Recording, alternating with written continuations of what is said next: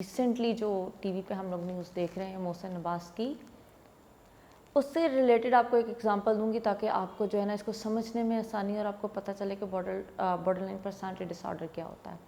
जैसे आपने देखा कि मोहसिन नवाज़ की बीवी ने उन पे इल्ज़ामात लगाए कि वो ऐसा करते हैं, मारते हैं, मारपीट करते हैं और अब्यूसिव हैं और इस तरह की चीज़ें वो कर रहे हैं बहुत ज़्यादा। तो जो बॉर्डरलाइन पर्सनालिटी डिसऑर्डर का मरीज़ होता है या जिसके साथ ये डिसऑर्डर लिंक्ड होता है, वो अपना जो इंटरपर्सनल रिलेशनशिप्स हैं वो सही तरह चला नहीं सकते। इवन वो इतने ज़्यादा एग्रेसिव हो जाते हैं कि उनको अपना जो है ना सेल्फ इमेज भी प्रॉपरली आप मेंटेन नहीं कर पाते। उसके आफ्टर इफ़ेक्ट्स भी वो नहीं देख रहे होते कि इसके आफ्टर इफ़ेक्ट्स उन पे क्या निकलेंगे। तो बॉर्डरलाइन पर्सनालिटी का जो भी बंदा है, वो एक तो उसके अंदर जो मूड्स हैं उसके अंदर वेरिएशंस आ जाएंगी बहुत ज़्यादा, जिसको वो खुद से कंट्रोल नहीं कर पाएगा। अब वो मारपीट कर रहा है या वो गालियाँ दे रहा है या वो झूठ सच बोल रहा है या ऊपर नीचे उसके मूड्स आ रहे हैं, ये सारी की सारी चीज़ें, या कभी कभी वो आपको देखने में आया होगा कि सुसाइड्स की तरफ भी जा रहे हैं, तो ये सारी की सारी चीज़ें बॉर्डरलाइन के अंदर ही आती हैं।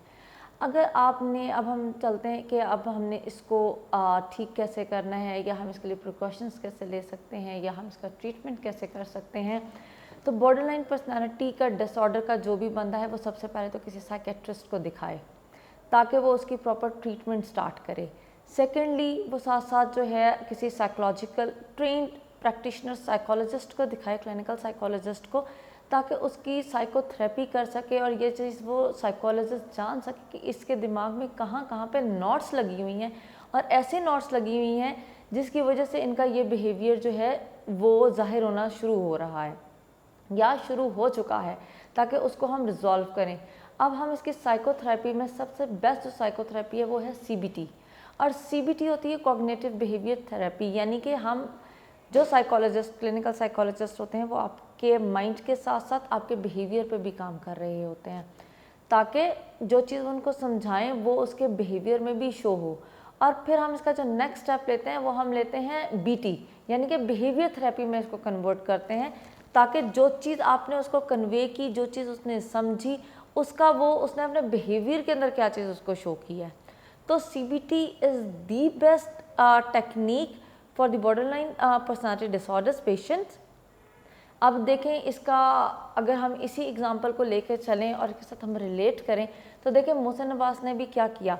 एक तरफ उनकी मिसेज ने प्रेस कॉन्फ्रेंस की, साथ ही उन्होंने प्रेस कॉन्फ्रेंस कर दी और अपने आप को सच्चा साबित करने के लिए उन्होंने कुरान के ऊपर हाथ रखा और कहा कि ये चीज़ें मैं सच बोल रहा हूँ। एक 40 मिनट्स की उनकी प्रेस कॉन्फ्रेंस आई जिसके अंदर बहुत लंबी तहमीद बांधी, मेरी फैमिली, मैं यूँ। देखिए बात यह है कि कहीं ना कहीं से तो बात चली है, बात यहाँ तक पहुँच चुकी। थोड़ा अर्सा पहले मोहसिन नवाज़ ने अपने ट्विटर अकाउंट के ऊपर कहा था कि मेरा दिल कर रहा है कि मैं सुसाइड अटैम्प्ट करूँ।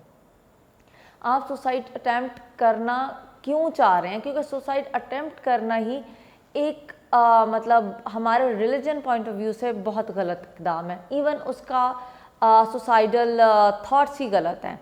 एक तरफ आप कुरान पे हाथ रखते हैं, एक तरफ आप कुरान के मुनाफी बात करते हैं कि जी मैंने सुसाइडल अटैम्प्ट करनी है या मेरा दिल चाह रहा है। तो क्या रीज़न्स है? क्योंकि ऐसे जो पेशेंट्स होते हैं उन्हें पता ही नहीं चलता वो कब किस बात पे किसको चीट कर बैठते हैं। सो ये सारी की सारी चीज़ें डेवलप हो जाती हैं। सो आप जब भी करें तो इनका सबसे पहले एनवायरनमेंट चेंज करें। जिस चीज़ से इनको एलर्जी हो रही है या आप ये देख रहे हैं कि इस चीज़ से ये इरिटेबल हो रहे हैं, क्योंकि कोई जो अपना इंटरपर्सनल रिलेशनशिप भी सही नहीं चला सकते, इसका मतलब उनके इरिटेबिलिटी और एंगर का जो पॉइंट ऑफ व्यू है वो काफ़ी ज़्यादा है। तो हमें सबसे पहले उसको कंट्रोल करना है। फिर इनको हमने एक कंफर्टेबल एनवायरनमेंट प्रोवाइड करना है ताकि ये सारी की सारी चीज़ें, इवन उनकी थॉट्स भी जो हैं वो इस तरह के थॉट्स के ऊपर वर्कआउट ना करें।